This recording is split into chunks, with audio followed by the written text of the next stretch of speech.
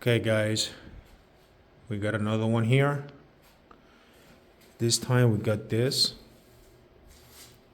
backflow preventer for the sprinklers outside.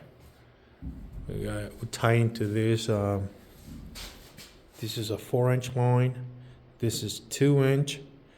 This is for the future, and we got 1.5.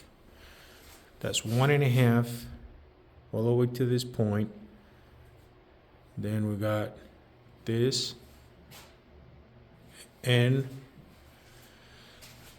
we just gotta seal this, and this is gonna be for an electrical heater that we're gonna put.